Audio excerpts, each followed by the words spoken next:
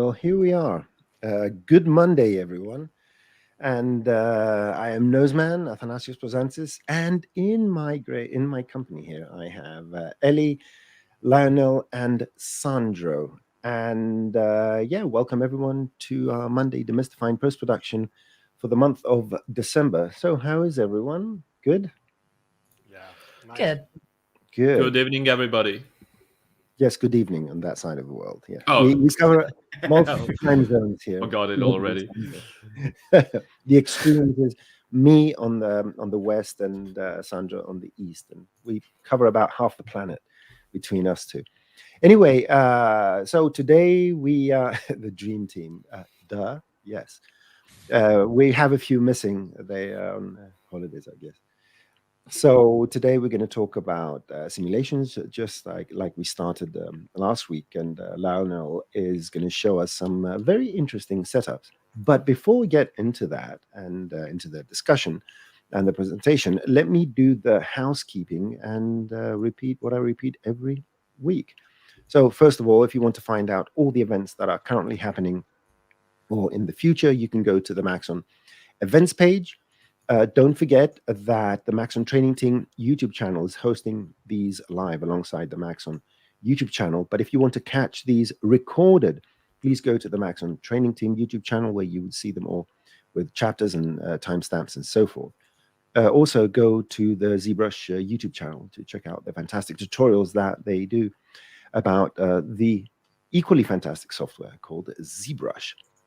If you want to get a certification to become a pro certified user or a certified trainer, go to the Maxon certification page, check out the topics, which is a very good guide for you to learn Cinema 4D as well. It'll give you an overview of the things that you would need to know in order to do whatever you want, essentially, in Cinema 4D, that is.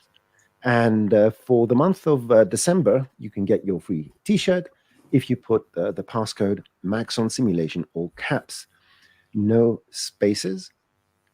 And you only pay for postage and folding, as I usually say, and the packaging is free. For content, go to the new Cineversity channel where we have hundreds of tutorials, or the old Cineversity. I have them both. Yeah, I have both the same. Oh, this is wrong. So cineversity.com is the old one. Let me do that. Cineversity.com. And check out the thousands of tutorials we have over there. And with that said, first of all, I want to thank Kyle in the background for producing this show and fixing all my mistakes. And let me remove my screen, bring everyone in the foreground. And yes, one thing I'd like to ask you is, if you're asking a question, please use a capitalized question to start your question, so we can distinguish it from general comments. And I'm going to be looking at the questions alongside Ellie and Sandro. So feel free to ask any questions to Lionel. Talking about Lionel, what are you going to show us today? What's the plan? So good evening, everyone. Good morning or good afternoon. I don't know. Can you turn up your microphone a bit? For some reason, it turned down again. I thought we fixed it. Is it better now? It's a bit better, yeah. Slightly, yes. Because I wasn't speaking yet. So yeah, I was saying good evening, good morning, and so on. So yeah, today we're going to try to play with Pyro and to do some fluid simulation. And actually some fluids like watery effect or slimy effect. And this is not what Pyro is meant to do, but still it's a fluid simulator. It's going to use fluid motion, so we can do something with it. It's like an experimentation. You will see it's interesting. We can do some interesting stuff with it, with the volume VDB and so on. So yeah, it's going to be fun. Is the sound okay? There is a bit of a glitchy sound. Fades away. Okay, maybe I have an idea. This is an option from. This is weird because we tested. Okay, there is an option to adjust. Is it better now? Yeah, it is when you're speaking more confidently, but I suppose it has something to do with noise cancellation filter. Yeah, I just canceled that. Cancel noise cancellation. Yes, that's it. So I'm going to turn everything off. Oh, I think perfect. it's going to be. Is it better? much better. Much Yeah. better. Okay. That was it. Okay. So good catch. Perfect. Okay. So let's see my screen.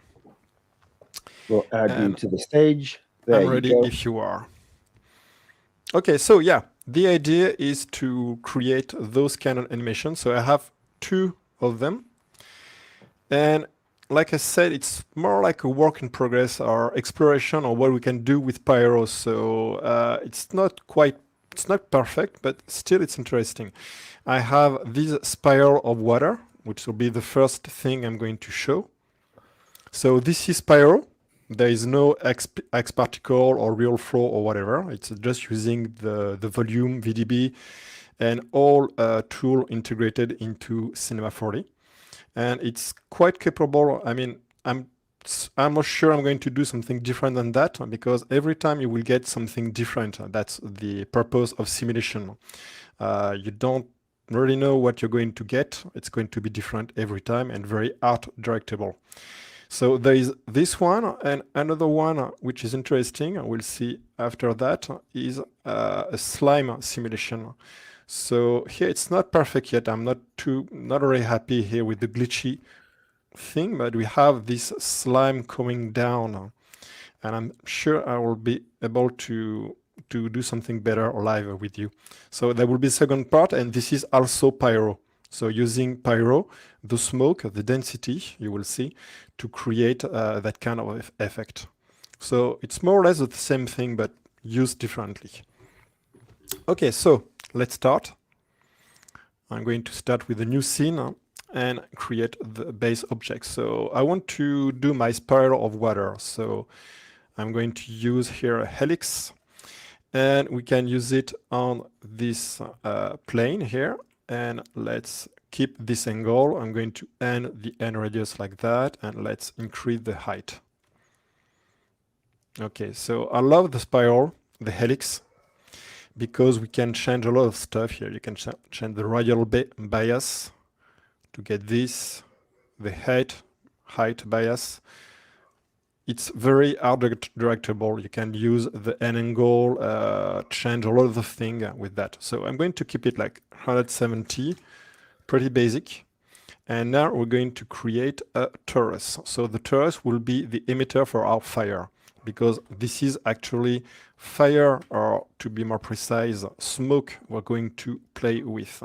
So I put it down, and let's decrease the size to have more like a ring, a big donuts, like this. Okay.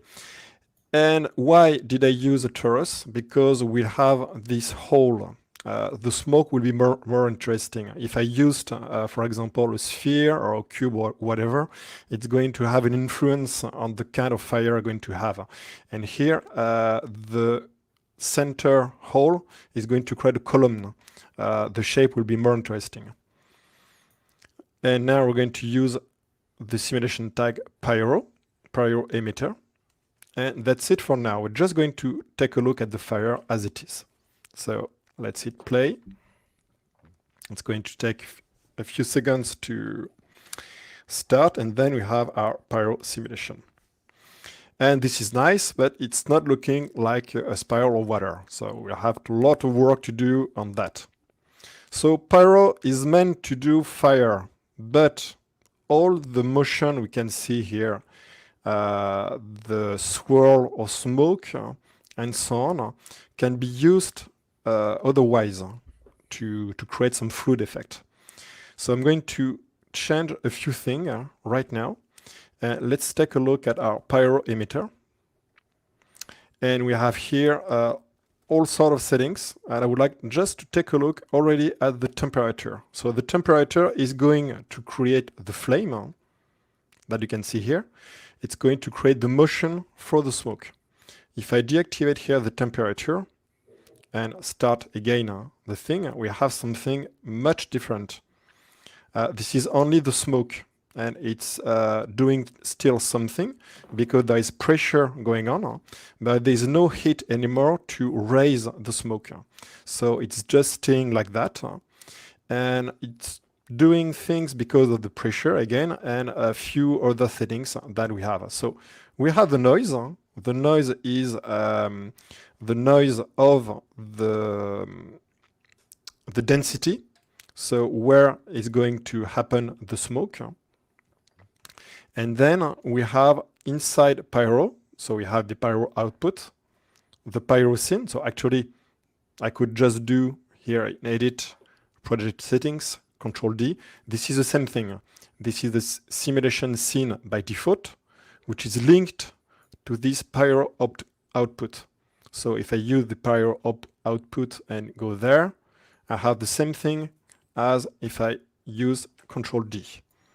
And for this one, I guess, because I'm going to use it a lot, I'm going to create a new window and dock it here. So it'll be easier to have all those settings. So here in Pyro, we have our voxel size and other thing. I'd like first to change the voxel size. Obviously, 5 centimeter is a bit low. So be careful with that because it doesn't... Oh, all right. It happens only when you're live. All right, so I'm going to... Once we're on the subject, there are a couple of questions until you fire it up. First of all, I want to address VideoMark. I understand that, you know, all sorts of simulations, you know, a totally unified system is is welcome. But this presentation is not about actually making fluid simulations. It's about using the Pyro system to create stylized effects that look like fluids, but they're more stylized. And that's the, you know, I don't think that anyone will complain that we can do too much with the tools. No, this is not a flip solver or something like that. Yes. But especially when you do motion graphics, sometimes it's easier to have control using a different tool. You can do, let's say, not simulations, but things that look like fluids using many ways. And I think that we're doing what's it called, disservice to the whole Pyro system when we say we can't do fluids. Cinema 4D's Pyro is, if not one of the simplest, it is, I would say, the simplest Pyro simulation system that looks very good right out of the box, and it's very well integrated with the rest of the tools. And this is generally the scope of the presentation. The second thing I want to address is Lord Neutron, Your Highness, and asking, can you please show how to use advection with these tools? I assume you mean particle advection. And that's fairly simple. You just add a force field to your simulation and use the velocities to do that, because forces affect the particles. I did post a link to a Pyro simulation series, and I think I did some particle advection there. If not, this is noted. We'll probably, maybe if we have time, we can add it today or during the month. We're going to show, because it's fairly simple as a process. So sorry for that. Lionel, you can take the floor. So I could recreate the thing, and this time saved it. So I hope it won't happen again. I'm pretty surprised because this is the first crash I have. I suppose that's StreamYard doing its thing. So anyway, I already did everything. I untick here the temperature, so we have only smoke. And then what I did, I decreased the voxel size. And I was saying about the voxel size, be careful with that, because this number depends a lot on your object. If I was going to create a tiny match, create a flyer from a match, so a very small object, I would use very small voxel size. If I want to create a big fire, I would use bigger voxel size, like for a volcano. And the voxel size is going to influence all the parameters. Usually, like everything in Cinema 4D, everything works better with something between 10 and 100 centimeter.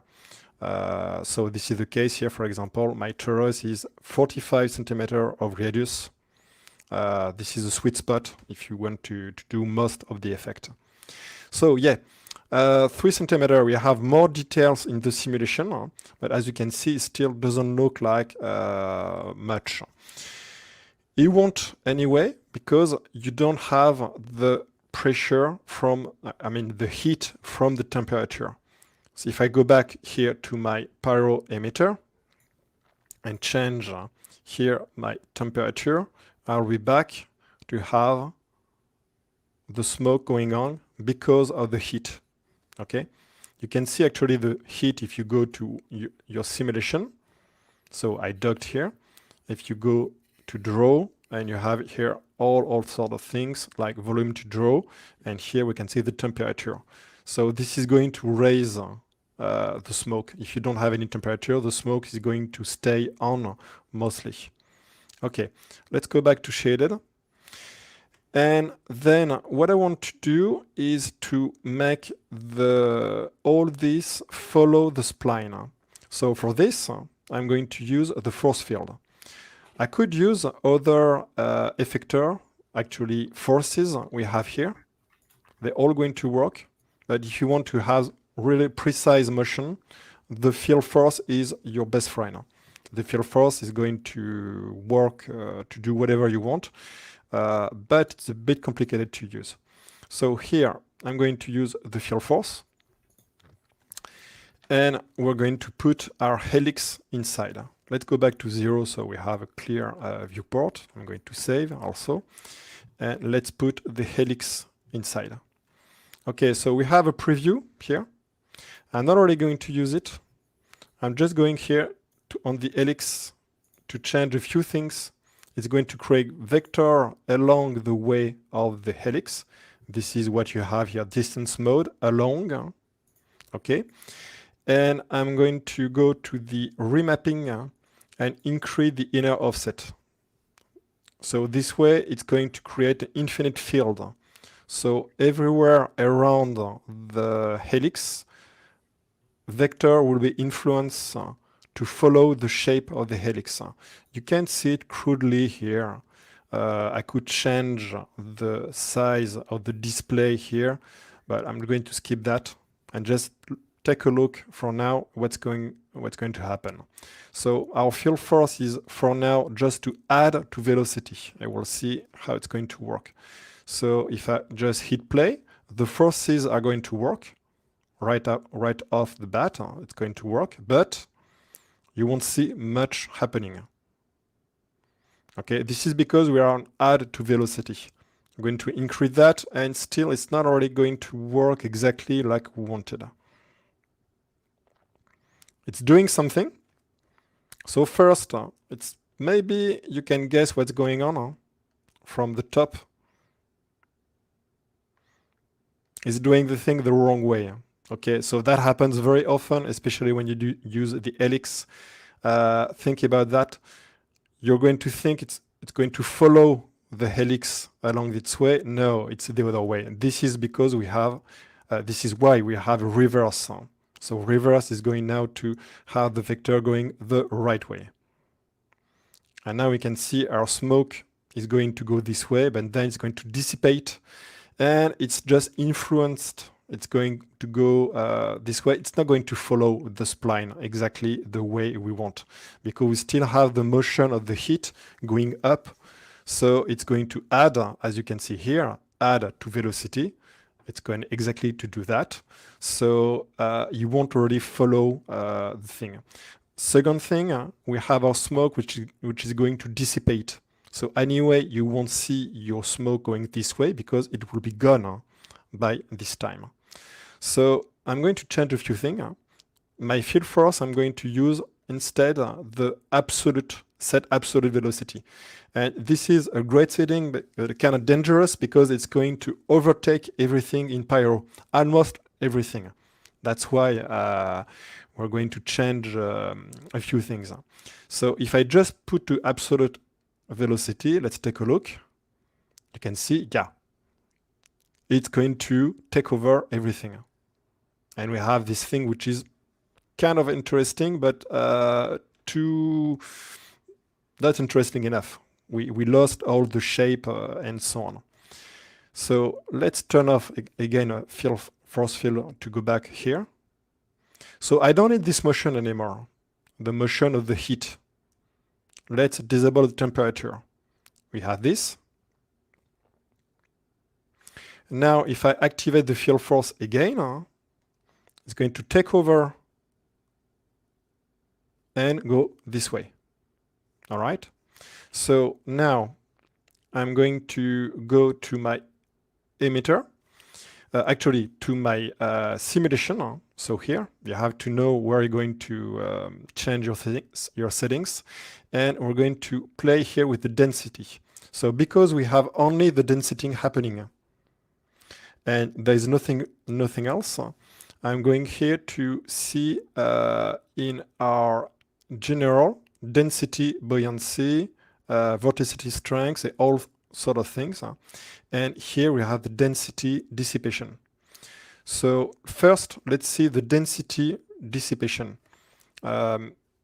Every frame, every second, I'll have to check. I don't know if you know. Anyway, you're going to have 7% of dissipation of the smoke. Let's put it to 0. This way, the smoke is going to accumulate. You won't really dissipate, just a tiny bit here because of this absolute density dissipation. And that takes care of the smoke disappearing. You can see it's going to follow and take this shape, which is already interesting, but very, very smooth. Okay.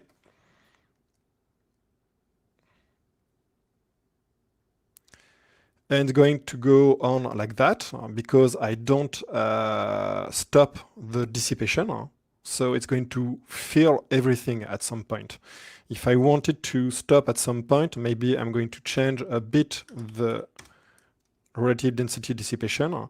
Just a tiny amount should dissipate a bit sooner. So let's increase, let's go to 1% every time I start again. And yeah, it's dissipating a bit more. Let's try again, maybe 3%.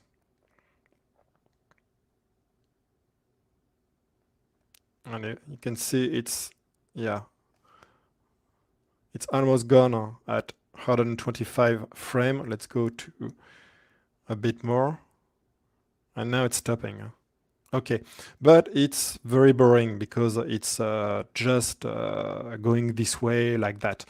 And actually, if you're going to work with settings like the turbulence or other, it's going to play a little bit on the simulation, but not that much because it's almost overwritten by our field force in absolute velocity. This is why I said it's kind of dangerous setting to play with. I mean, dangerous type because it's taking everything over. But what we can do is to make this velocity field more interesting because here it's just the helix at 100% of intensity. What I could do is use another field which will be here a random field. So if I use my random field here, let's add it to the field force. It's already there. It's going to change our vector. So by default, it's going on max. So let's take a look what's going on. You can see already it's more interesting. It's more like a fluid, but it's also going to slow the fluids because it's taking the highest value.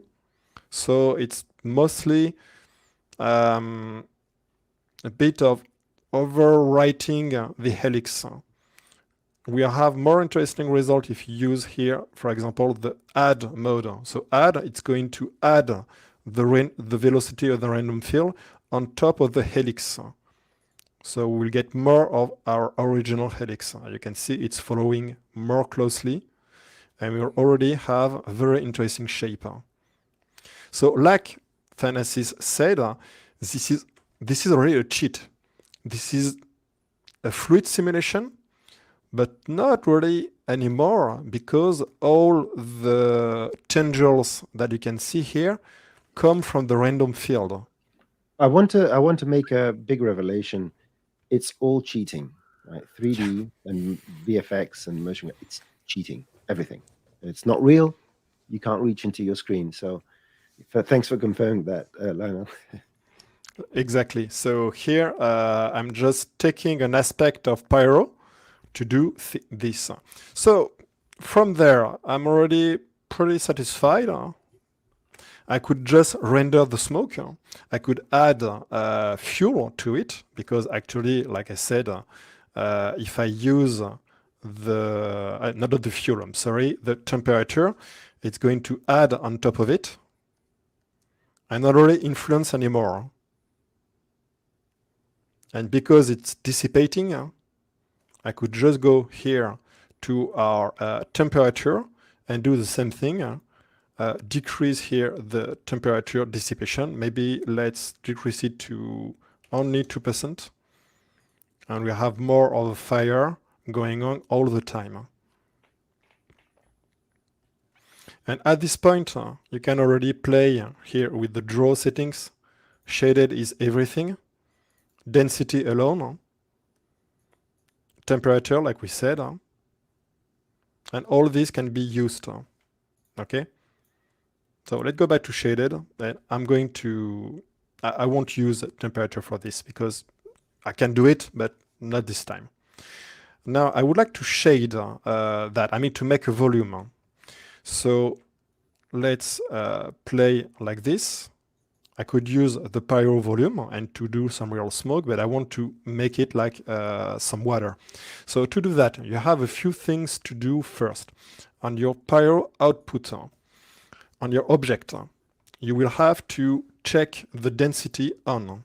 Okay? It won't work otherwise. So on is going to create voxels. Voxel that we're going to use actually inside Cinema 4D. I don't need the temperature because I don't use it anyway, so off. And for this one, I'm not going to use the velocity. So if you wanted to advect particles, like Nozman said, we would use here our velocity field, but I'm not going to use it. This way, I'm just going to save memory. Voxels are going to add up very quickly and make a huge file scene. Be careful with that. You can easily get gigabytes of data if you check everything on, use small voxel value and long simulation settings. It can really kill your hard drive. So be careful with that. I'm optimizing as much as I can. So now it's on. We have actual voxel. I'm going to use them to create a volume. So I'm going to hide here our pyro because I'm not going to use the shading of the viewport. If I untick here, we can see we still have something, but those are actual voxel. It's translated. Can I interject 1 second? Yeah. Just to make sure, now on the tutorial, I posted a link above. I do explain it, but what you need to understand is that when you see the fire and the smoke, when the draw pyro, the button that Lionel just clicked off, when you can see it in your viewport, what you're seeing is what is on the GPU.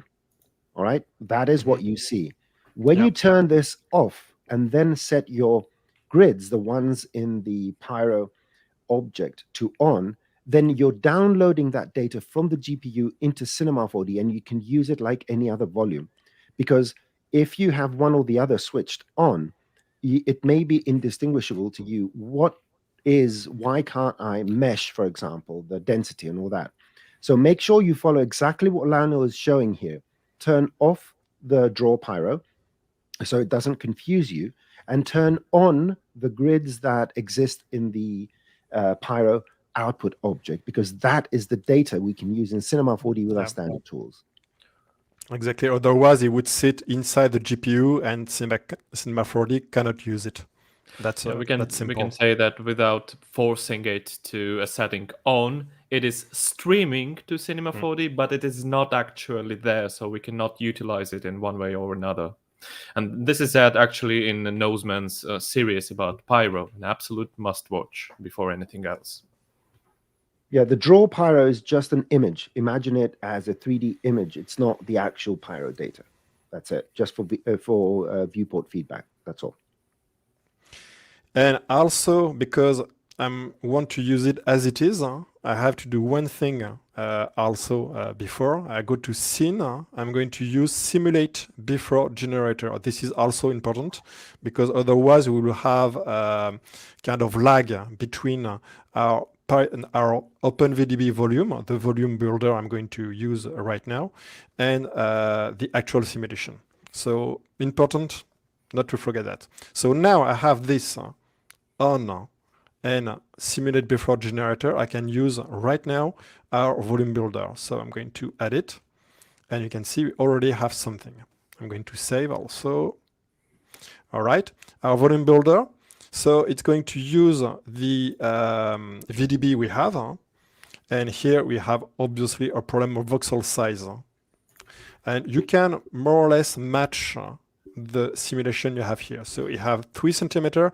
I can use 3 centimeter, but you don't really have to. You can have like 5 or 2. It can be interesting. Rule of thumb would be to start at the same size, and then you're going to see if you can do something with it. Okay, so we see that. That's Can I really ask you interesting. something? No, sorry for interrupting all the time. What if you just drop your Pyro object into a mesher? What will happen? Because the Pyro object has volumetric data, and the mesher is going to mesh it. Well, maybe it would work, but I'm going to use, you will see why I do that, but it's a good question. Yeah, it works. Yeah, and that makes sense. But I will have less freedom to do what I want to do next. But that's a good point. Yes, excellent. You can see it work. It makes sense because it's already voxel. So yeah, that works. Okay, let's Control Z, volume builder. We have this. And actually, I'm going to use the volume mesher so we can see the actual mesh. But why did I put it inside the volume builder? Because I can change the voxel size and I can work here on the Pyro output and, for example, use the surface threshold. So this is something you won't, well, you will not really use with the object if you use, for example, a cube or something like that. But with some actual VDB coming from a simulation, it's very interesting. If I just change my surface threshold, you will see I will get more of our Pyro simulation. That's yeah, that's fantastic. So you have an extra level of control. If Cool. you take your volume data, put it in a volume builder, and then mesh it. That's fantastic. Yeah, that's it. If I can go right to 0.1, which is almost the maximum, and then I have almost everything. You can see it's almost a match of the actual simulation. Okay, from there, you can see that it looks like crap because it is still a fairly low voxel size. I mean high, because it's 3 centimeter. And also, we didn't use any SDS smooth. So the second thing I'm going to use is that. SDS smooth is going to smooth everything like a blur. So that's very good for water because this is usually how water is going to look. But this way, I'm going to lose all the nice tendril I could have over there. So to that, I can just play with the SDS smooth. If, for example, decrease the voxel size to 1. Already we have a bit more details. And actually the problem here is my simulation is simply too low. Okay. If I decrease here to 2 centimeter, it'll be a bit more defined, but I would say maybe I lack voxel. I don't have any voxel from the actual simulation we have here. So we play with the two value here, the voxel size and this one. So this one, I can change it live. I have more definition, more details, but the shape is not going to get any finer because it's defined by the resolution I have here. And at 1 centimeter, it's going to get slow also. So here, my SDS smooth, maybe I can raise it to 2 iteration. It's going to smooth a little bit. And we have a nicer mesh like that. Or what I could do is go back to 3 centimeter. Anyway, deactivate volume mesher and volume builder, and maybe work on our Pyro output.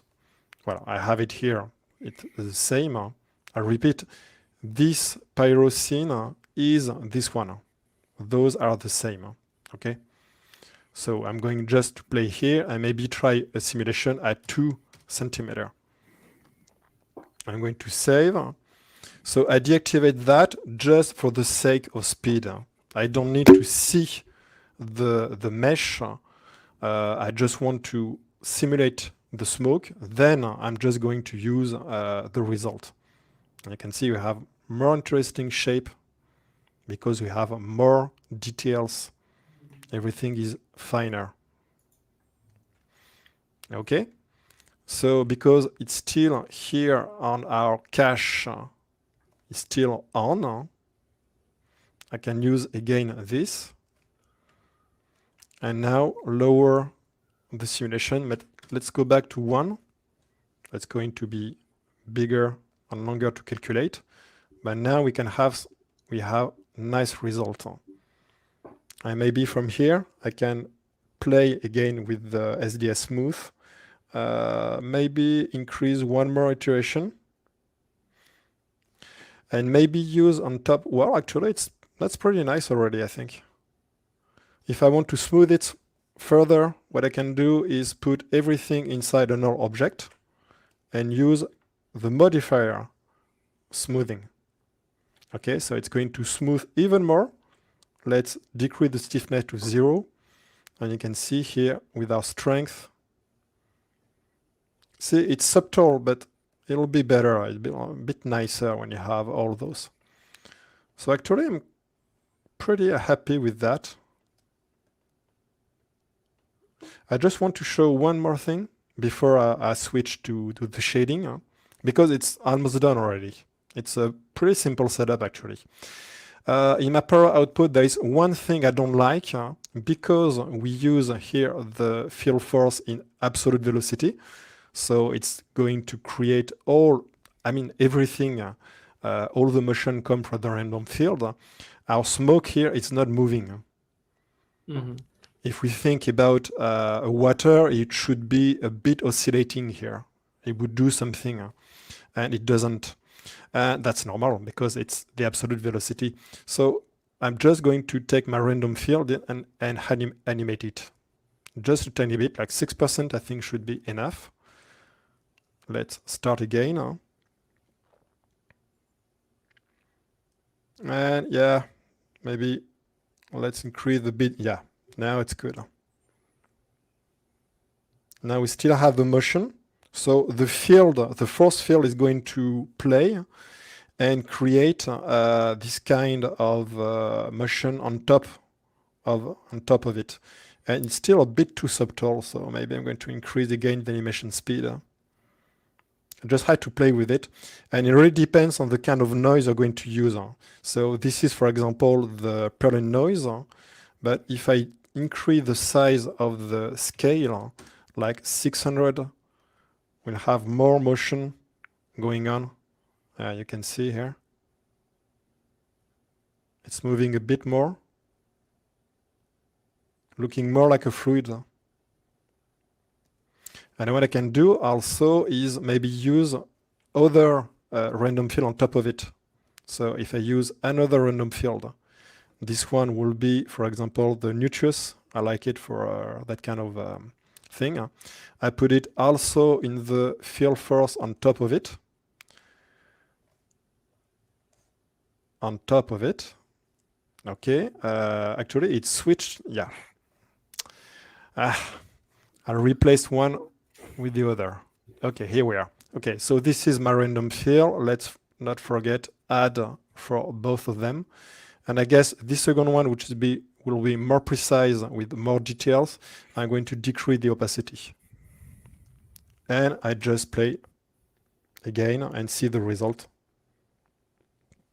Well, actually, I think we can go back to something stronger.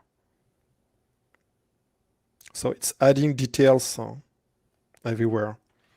And when I'm happy with that,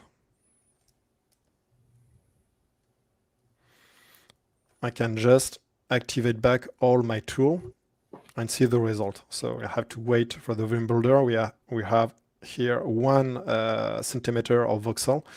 It's quite big, and you can see we have some nice detail, and still it's smooth enough for the water.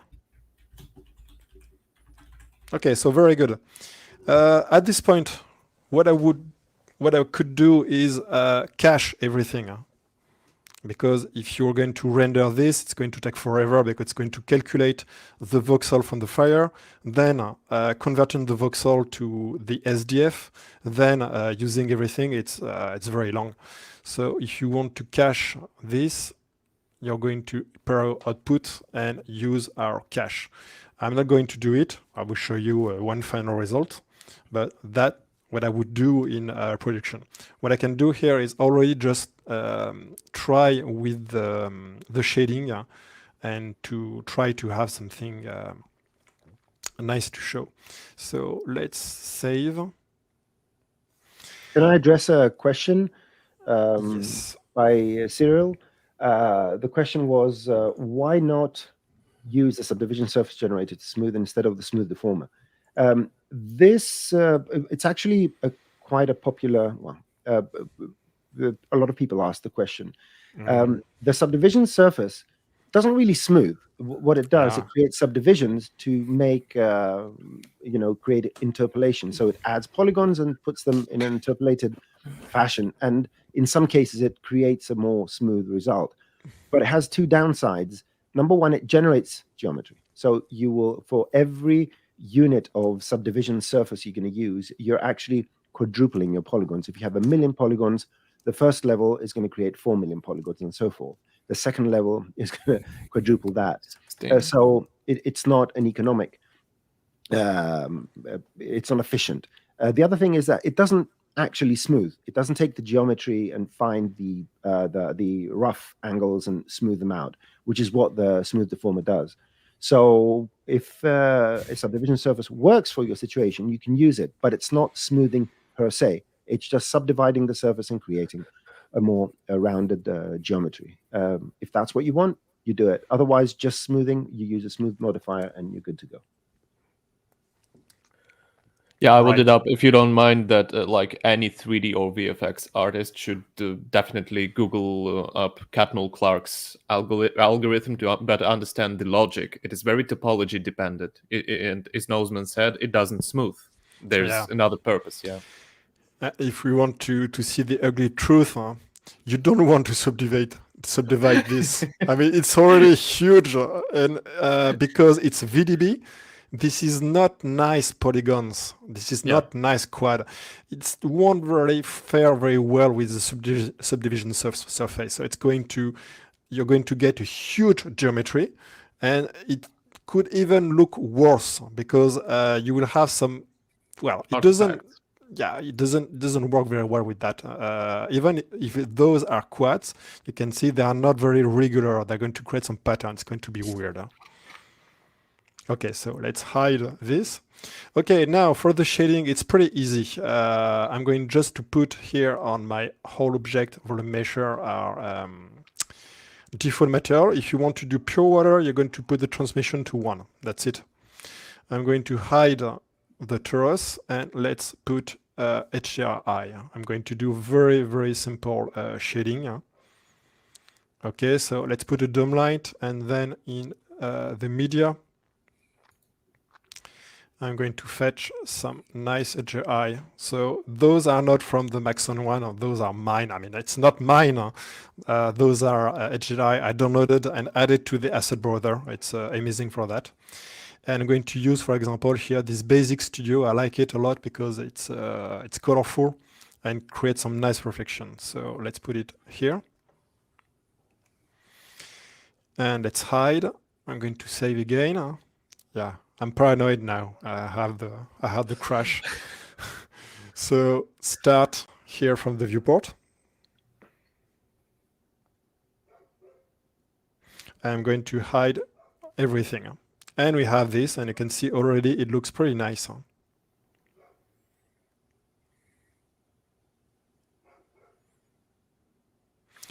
And for just water, simple water like that, I'm going to, in the Redshift render, activate the denoising, because I'm not going to add a real any detail on it. I want to have something smooth, so it's perfect for that.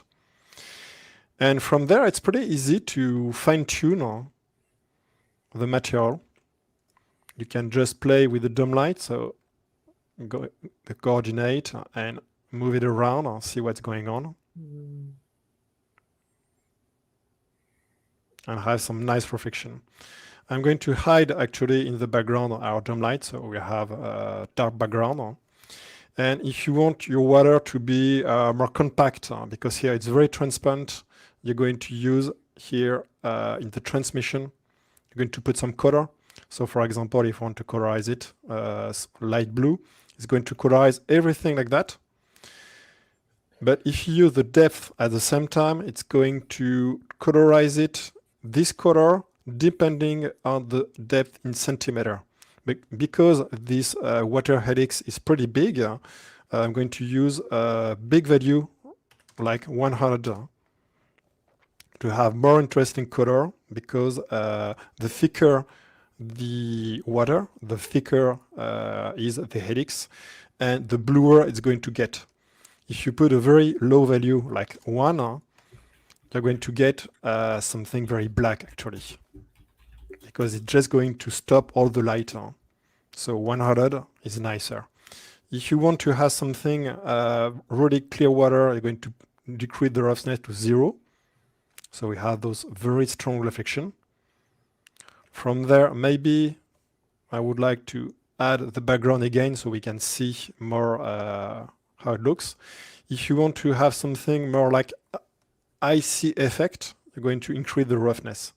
If I just put to 0.2, it's going to create some nice color from the depth of the reflection and from the colored reflection of the dome light. A lot comes from only the HDRI. You see, with this nice background.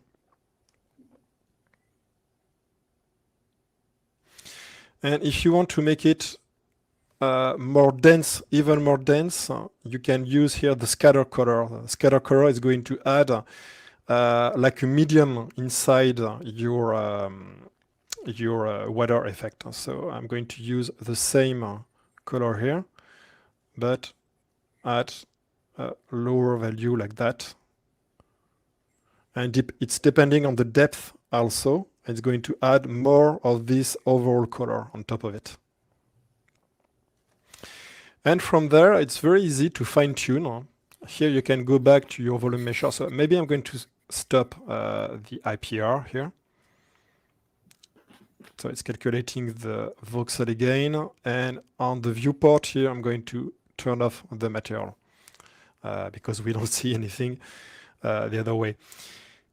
And here on our volume measure and volume builder, we can play with it. If you think your water is too thick, you can just go back to the Pyro output and maybe increase the surface threshold.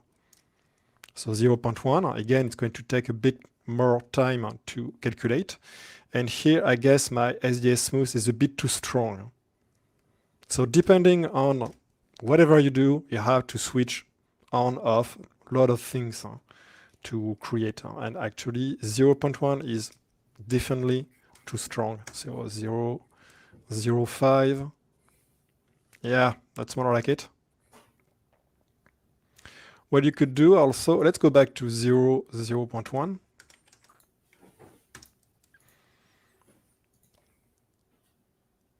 Is to use other field like the Dilate and Erode, which works pretty well for that. So Dilate and Erode is going to add more thickness around every voxel. You can see everything is thicker. Or maybe you want to do it the other way, so I'm going to -1 centimeter. So it's going to shrink everything and create some tiny details like that. And if I go too strong, it's going to make disappear a lot of things. Here we could use also another one I like a lot. It's the SDF close and open. So this one, is going to try to fill the hole. As you can see here, it's perfect to create that kind of detail here. So the close and open, we can use several iterations, and it's going to try to close the gap even more. And when you're happy with something like that, you can just go back to Redshift and see how it looks.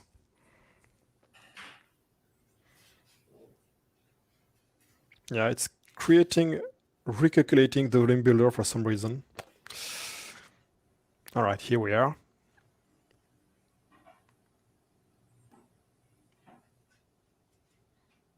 Try different angle.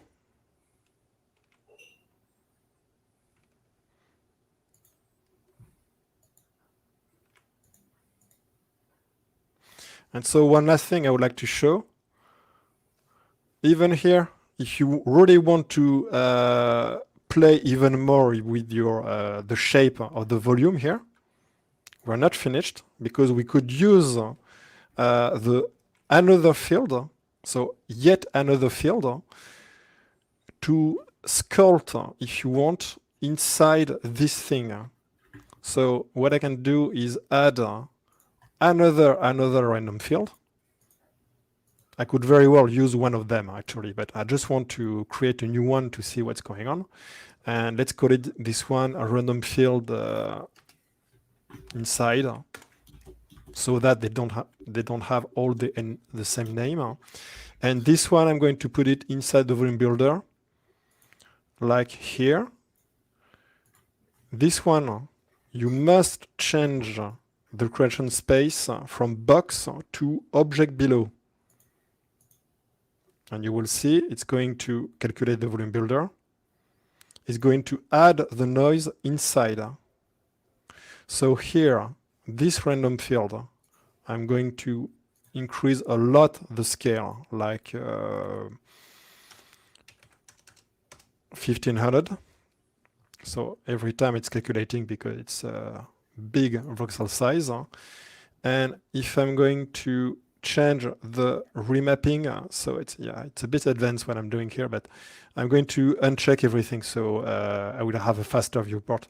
Here in the random field, I'm going to change to curve. I'm going just to contrast the noise. So this is like a contrast curve. I'm going to make it much tighter like that.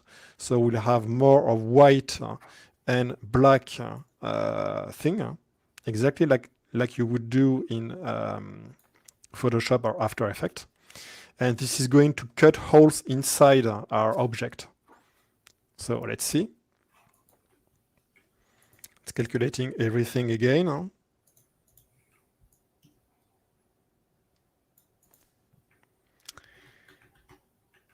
And is it working? Volume builder. Yeah, actually, yeah, it's subtract. Forgot about that. Okay, you saw it just cut things inside. So actually here, I think I have the voxel size a bit too low. Everything is very sluggish. So I'm going to decrease just the size. We can see it because here I'm just working blind. It's difficult. Now, if I do that, yeah, you can see how I'm cutting inside the object. And I think I could actually decrease the size, like 800.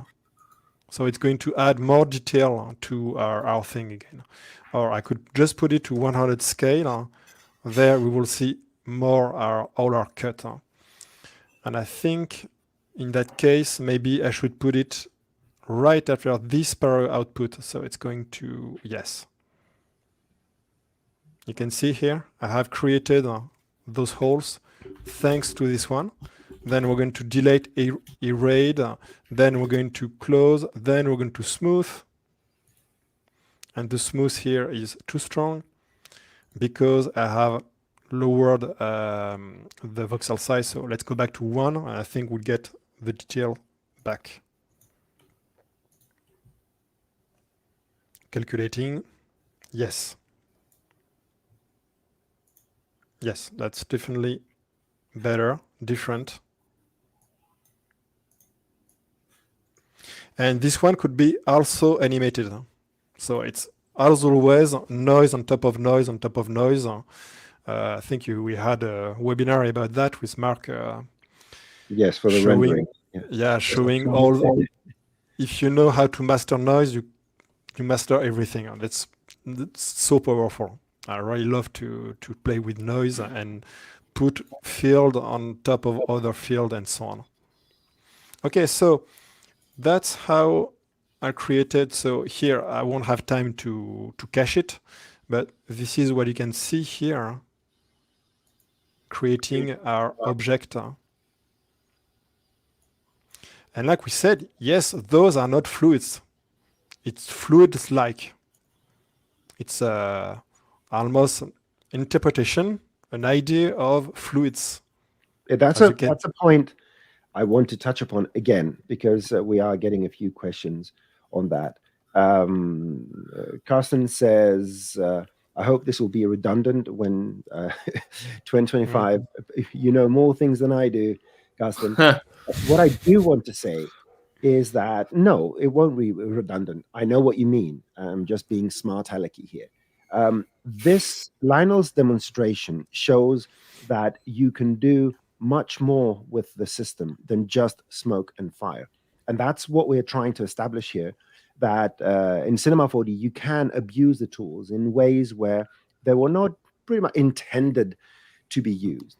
This is a proper pyro simulation, but you can use it to create these fluidy, liquidy looking things. And, you know, in release 2026 or 2025 or whatever the next version is going to be, you'll be able to use a flip solver to create smoke. So nothing is, you know, set in stone. Use this to do that, and use the other to do the other thing. Just try and think outside the box and take advantage of this flexibility, so that you can drive the tools you have available at the moment to do more things than they were literally designed to do. And this is the magic of what Lionel's showing, that you could. Also, can I make one small comment on this as well? So Man vs Machine have recently done some R&D for Renault, which is basically a pyro simulation in a volume builder, and they've got like really great metal materials on it. So I don't know if anyone's seen that, but it just shows that, as Noseman and Lionel were saying, that you don't have to sort of just take pyro as what it is. You can create these really interesting and creative elements by thinking outside of the box and taking these tools and kind of just adapting them to your own sort of workflows. So I just wanted to mention that as well. I'm going to throw the link in the chat.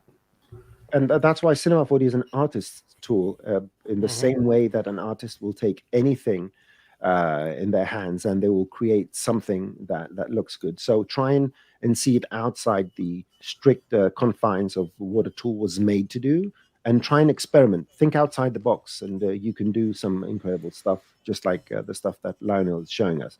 So no, it won't be redundant. Maybe we'll get methods to do other things more efficiently, faster, more predictable, and so forth. But being able to use the tools in an unconventional manner should never become redundant. Right? And again, I understand the comment. I just wanted to be a bit smart alecky. Can I, a couple more things. An interesting question from Matt. Dr. Noseman, thank you. Are we limited to Redshift because VDBs and so forth? So no, we're not. And this can work both ways.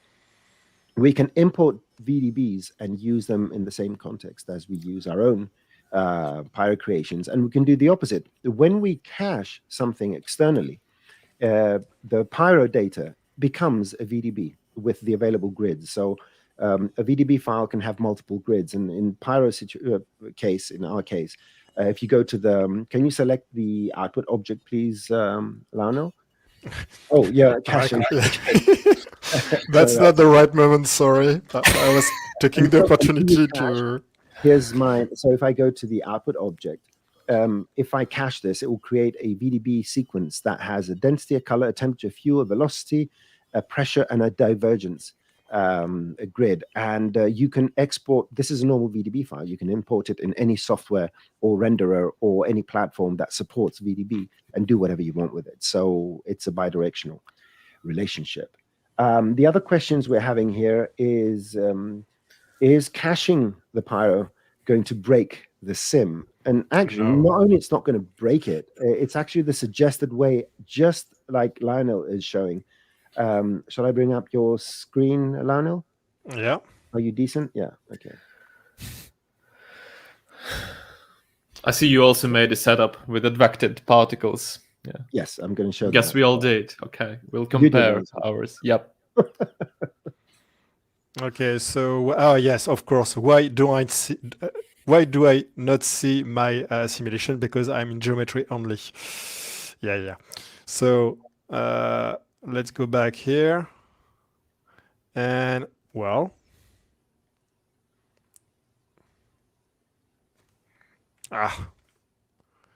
it looks weird. I'm afraid there is. Oh,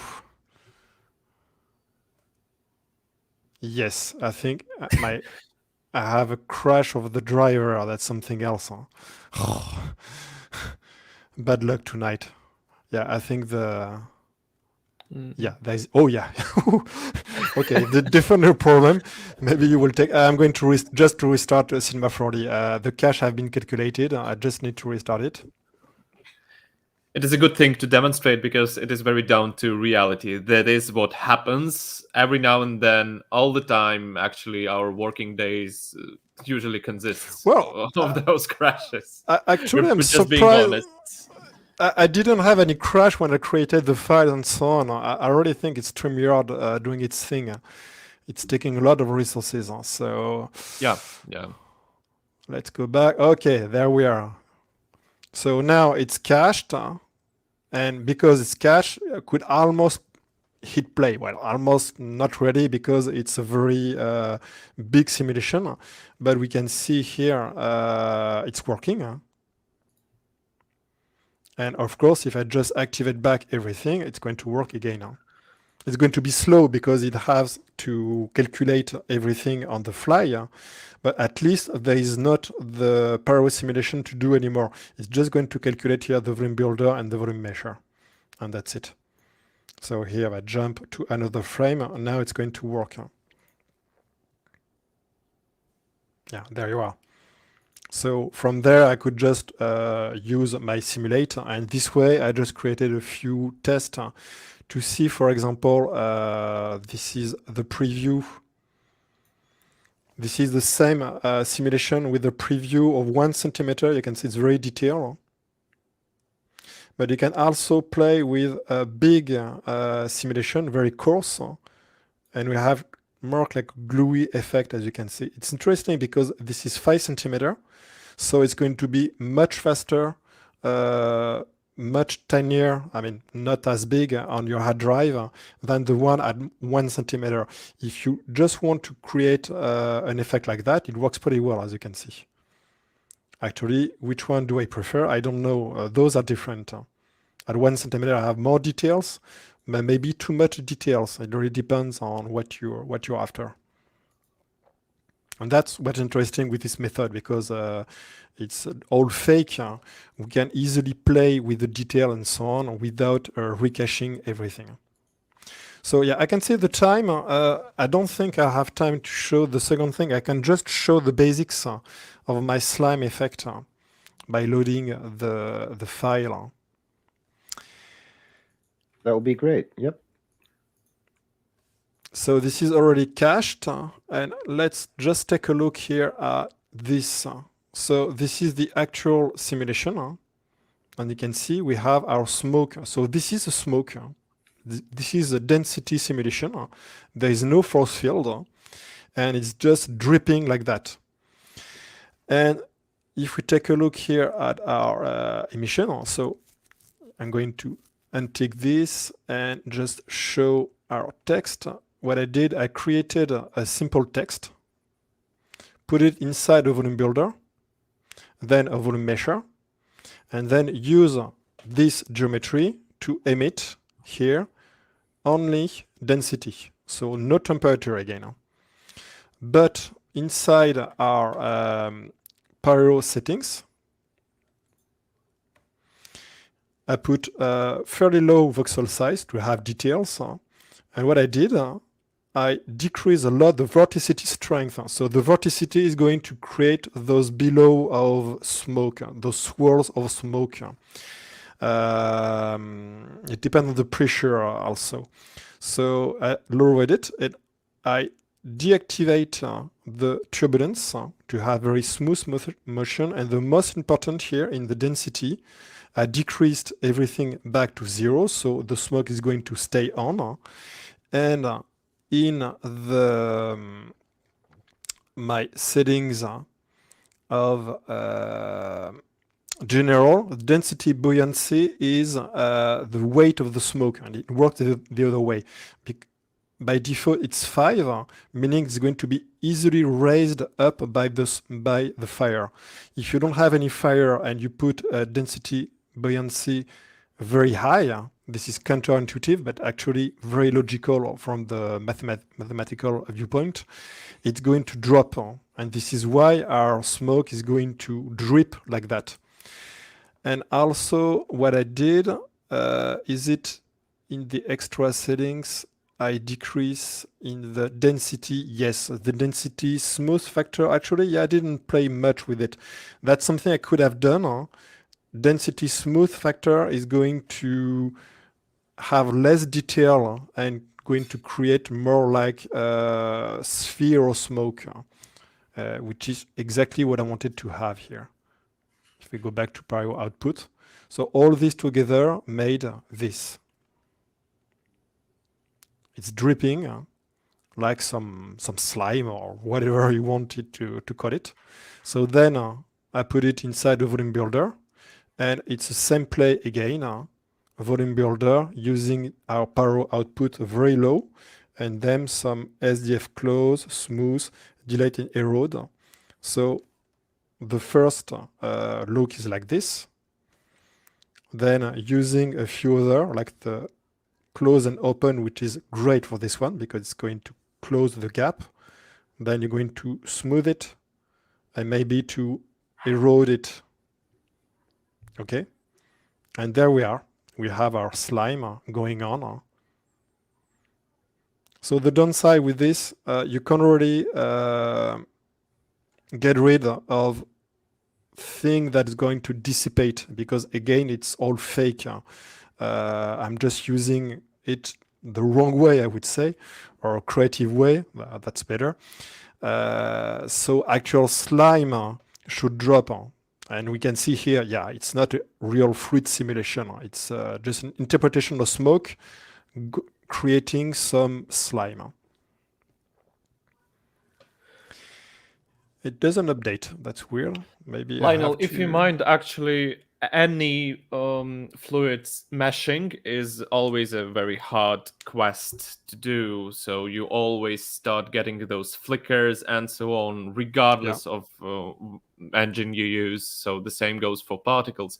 It is only about consistency and resolution. And for this case, maybe perhaps it is smart to oppress your Pyro simulation so that you have more consistency. Yeah, and then maybe try to cache it, to mesh it. I think really that 2 centimeter is very optimistic. It won't work. It won't work. I think it's at least 1 centimeter to have some great result. There is still some research to do with that. Also, I tried a few other things using. Well, I tried all other things, and it works. It works pretty well overall. So yeah. I would say anyway for still frame, it works very well because you have those are credible. Just have to get rid of this tiny speck here, which shouldn't be there. But you have all those holes. You see here, it's like you can see it's dripping from the thing. It's oozing from our object. Fantastic. Let's get to a few questions. Sandro, if you did the advection, you can share your screen and show it. Is that something you want to show? I have a scene ready anyway, but if you want to show it, I'll be very happy to see you doing that. Do you want me to put you on the spotlight? Sure, let's go. I believe I pushed all the necessary buttons. You pushed all the necessary buttons. Okay, let's find your screen. There you go. Here's your screen. So show us, Sandra, how to do particle advection. Oh, you can see it, right? So Yes, we can. I made it not in a very beautiful manner, but just for gigs, so that the first thing you have to do is to force velocity, and I also forced density just for the sake of viewport. And okay, there we have it. And now we can plug this directly into a field force. We can plug our pyro output. Well, in this case, it's in this mode, but maybe we should also try other ones. And another necessary thing is that you go to your simulation settings, Pyro, and here I excluded this field force from the forces list. Otherwise, you would have this crazy loop. Feedback. It creates a feedback loop. Yeah. The velocity affects the velocity. You can definitely see. So they are advecting. Okay, this is not quite normalized. I would prefer it, and it's add to velocity, and you can see that. So okay, so there's a very tiny number actually. So maybe you could suggest me some ways to clamp it, but clamp doesn't work. So No, maybe... put it. Set your velocity field to 0.002. Yeah. Oh really? Yeah. Oh really? Yes, very low value. It's Very weird. low value because particles are massless. Ah, indeed. Yeah, so I can see And even that's lower. the way You can even add even one more lower, zero. even lower. And there you go. And basically that's advection. You get the velocity field and you plug it into a force field. And it field works force. like Nova. And also when you're trying to achieve advection, you never actually need high resolution for your pyro. Like low resolution would be more than enough, and you will get it anyways. You can place your emitter any way possible. Like now we can maybe compare with Noseman's, because Noseman's is exactly that, from beneath, and maybe in another mode. It's the same. It's exactly the same setup. And pretty straightforward. I also tried plugging it in. Oops. Plugging it in down the rabbit hole into the volume builder, but it's quite unnecessary. Same result, only consuming more memory and stuff. Yeah, if you plug it in the volume builder, what you could do is use the mathematical operations, the curl and all that, to twist it around again to make non-realistic psychedelic stuff. But that again is just a testament to how you can abuse the system and do all sorts of things. But in terms of simple particle advection, that's how you do it. Force field, get the velocity. And one thing I did different, you can make a copy of your Pyro output object. So you can have a Pyro object which you're going to use for rendering, and a Pyro object which you're going to use only for the velocity fields. And if you turn on the velocities, then you see all the velocities in your viewport. It's quite funky. But if I don't have anything else, so I will see only the velocity. Oh, that's weird. Why don't I see it? Because you have it off in the viewport, in the editor, the little red dot. Sandra, you know that. Oh yes, you're right. Of course, I did it on purpose, actually, not to see it. Okay, beautiful. Time for a quick tutorial for Sandra. Those little circles are for viewport. Oh my god. Okay. I was waiting for this. Thank you very much, Sandra, for providing me the opportunity. All right. Okay. Oh, that's if I'm pretty still on, there is also one interesting setup, if you don't mind. So if you're talking simulation, so that's the thing my friends actually sent me, and I was trying to figure out how to make this shredding and cloth. And actually those are two different setups. One is completely parametric, where we have this plain parametric, we have this vertex map, and even those tearings are generated by the formula. So you can, at any place, you can change your segment count.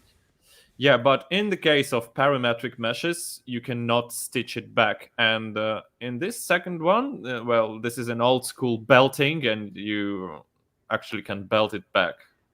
So there is a one more plane underneath, so that is always present, but simply hidden with those tiny circles, ladies and gentlemen. Yes.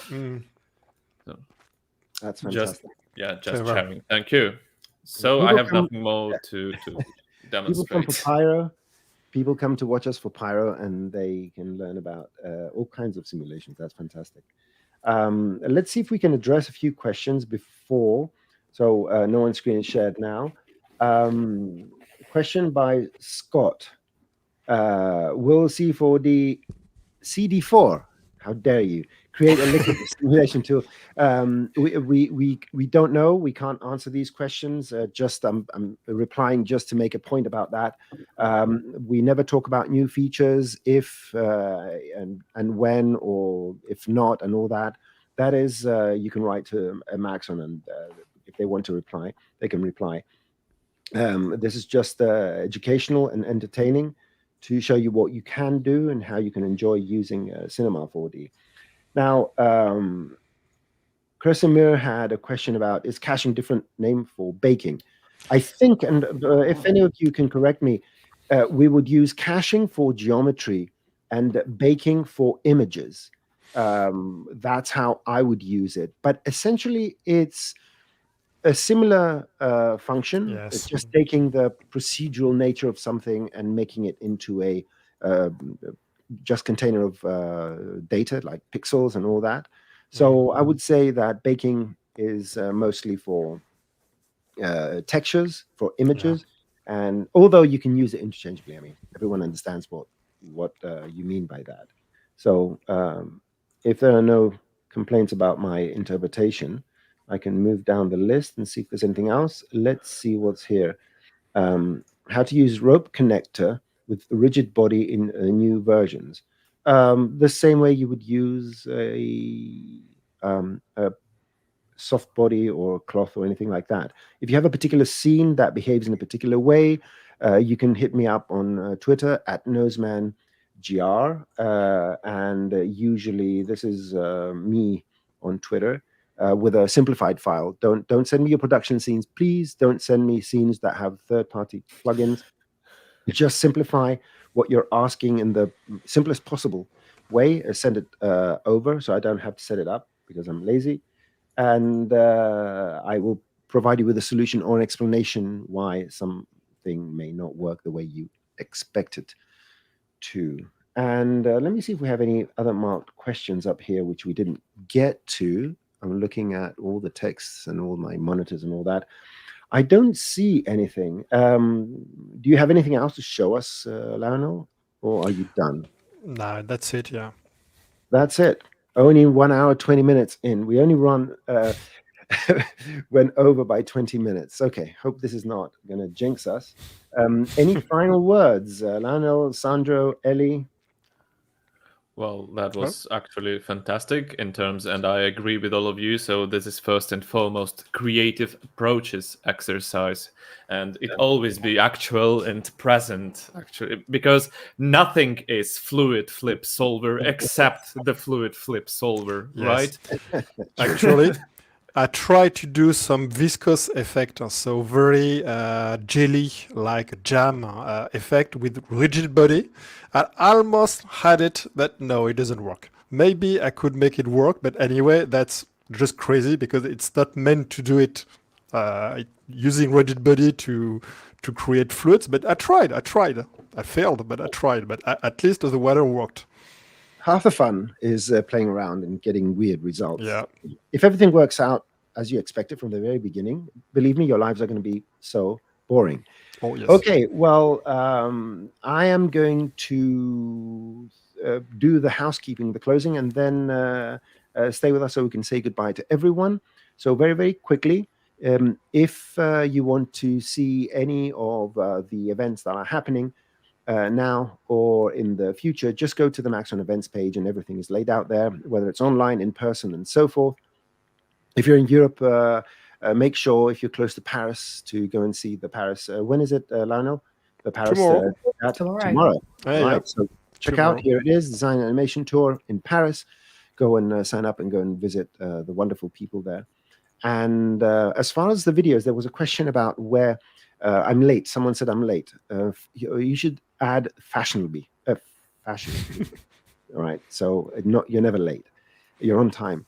So you can go to the Maxon training team. And although we stream on both Maxon YouTube channel and Maxon training team YouTube channel, the videos are hosted on the Maxon training team channel after the fact. So you will find all the videos over here, and they're going to have timestamps and all that, courtesy of Dr. Sassy, that's doing a wonderful job and giving us excellent comments.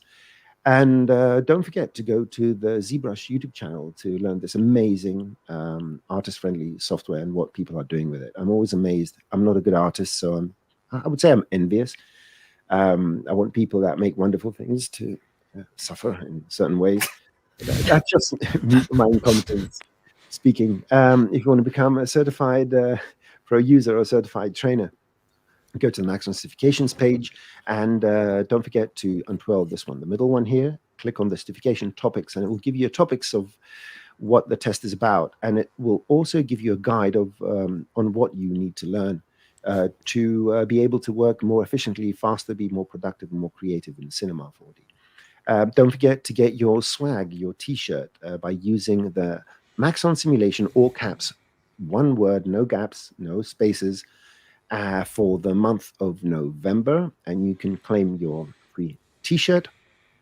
And of course, go and visit the Cineversity, where, here is the Pyro series I did. We have simulations, we have all sorts of things, and thousands more tutorials if you go to the old Cineversity. And although a lot of them have been done using the previous interfaces, the technology and the techniques are still relevant. So it's a fantastic repository of information. And yeah, I think that's what the housekeeping has to say. And with on that note, to quote someone famous on TV, I want to thank you all for being part of this, both the attendees and our guests and colleagues here. And catch us next week. We have more fantastic stuff on the topic. And please ask questions and keep sending us your comments. Ellie, Lionel, Sandro, thanks for being here. And I will see You're you welcome. soon. Thanks, everyone, and to our viewers and listeners. See you. See you Bye-bye. soon.